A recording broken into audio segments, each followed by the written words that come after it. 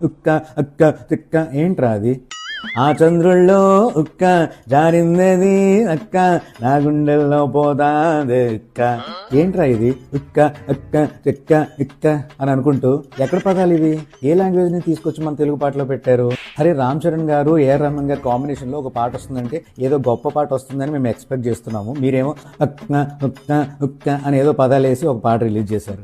AR Rahman గారు ఒక మంచి ట్యూన్ ఇచ్చారు, బాలాజీ గారు మంచి లిరిక్స్ ఇచ్చారు.